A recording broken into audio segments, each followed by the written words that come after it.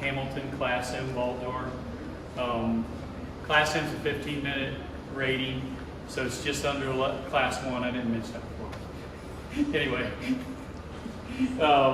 this is a painted finish with stainless accent on it, and we're also using our new beefier, like chest style hinges. So when you see a product, you're going to notice that the hinges all look the same, and it's kind of on purpose so you can kind of tell it's a Hamilton product. So this actually comes with a mechanical combination, which could be any high security electronic lock too, so that's fine if you want to switch to that. We'll open it up so we can look at the inside.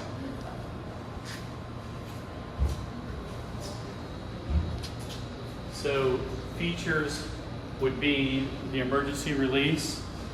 It's fire rated, 3-hour fire rating, and it's also ballistic rated, which that hasn't taken place yet, but we expect it to be at least level 3.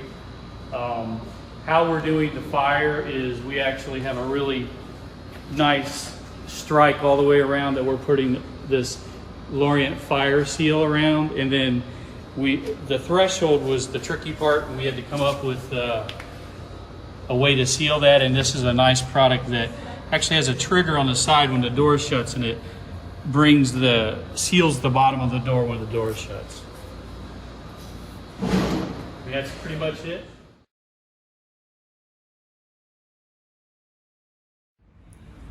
Hello, I'd like to introduce you to the new Hamilton safe deposit box line.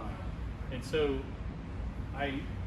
we had this project that we created to look at safe deposit boxes and lockers so that we can try to streamline the process and try to make some economies of scales so we can actually, make these in a cost-effective manner, because we don't sell as many safe deposit boxes as we used to. Everybody knows that. So we had to look at it and see if we can do something to make it better for him. And the end product is, I think it looks better and going to be more consistent. So I'll go over some of the stuff that we did. Start with the box, or what we call the casing. The casings for stainless boxes was different than the casing for the custom boxes.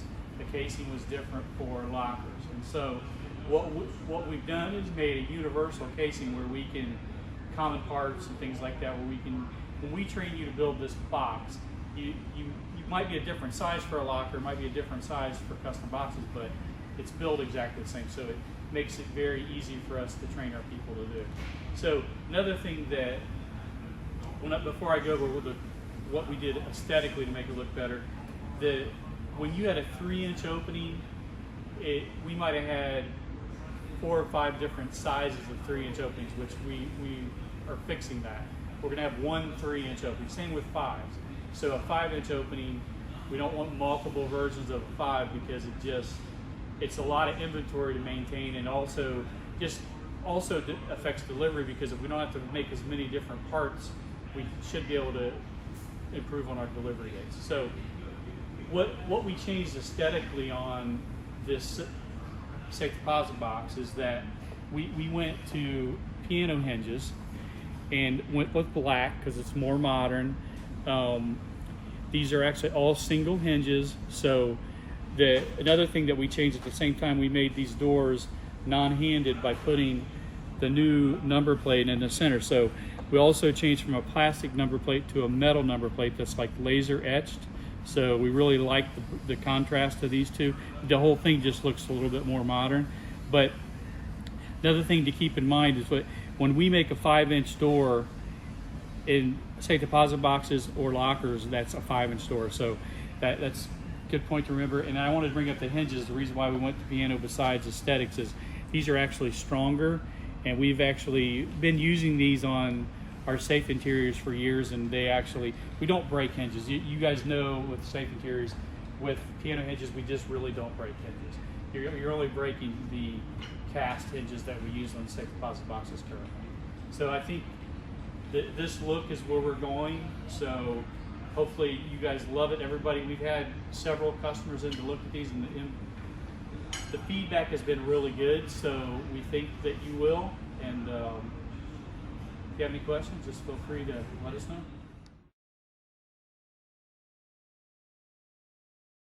Today, the new Hamilton manual deal drawer.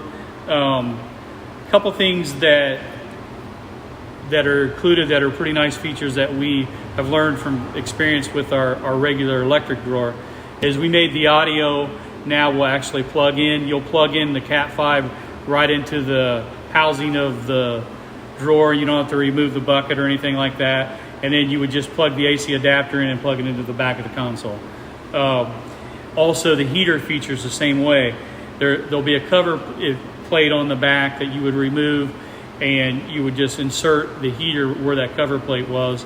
And it's not underneath, it's actually on the back of the unit. And there's no turning of wires again. There's just a knockout for you to run. The plug comes out for the heater and you plug it into an outlet.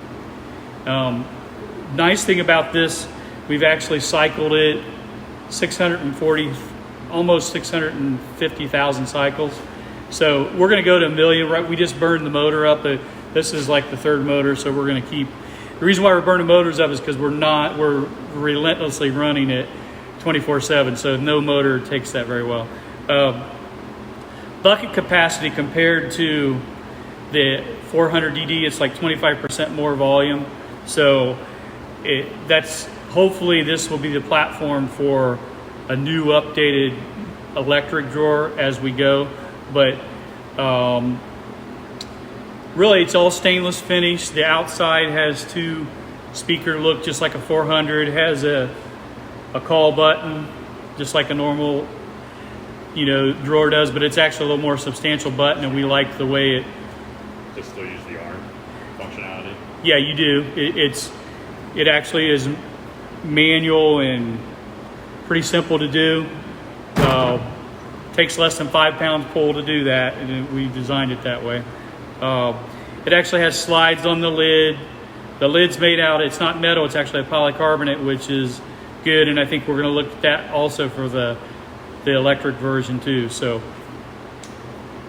I think that's most everything about it.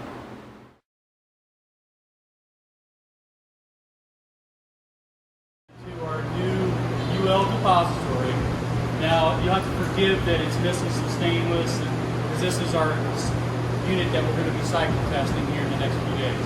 So features that we brought back, one thing is the envelope storage. Doesn't have the cover on it, I know, but we brought that back in now because people really miss not having it in the head, so it actually will be with the head. We also made some really dramatic changes for weather. So if the bucket, two things I guess, this bucket is all made in-house, so we're not going to be dependent on an outside company for like a casting or whatever. We're making our own stainless bucket.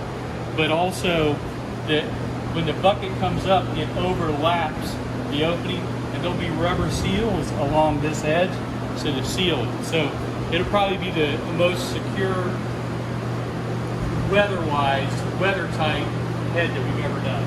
So another thing about this that's important, today our head, when you make a deposit, it actually, when it rotates, it kind of squashes the deposit. And so, over time, if you cram this thing full, it puts the head under stress and things can happen to it. So this head, we've changed the design of where this back ejector rotates.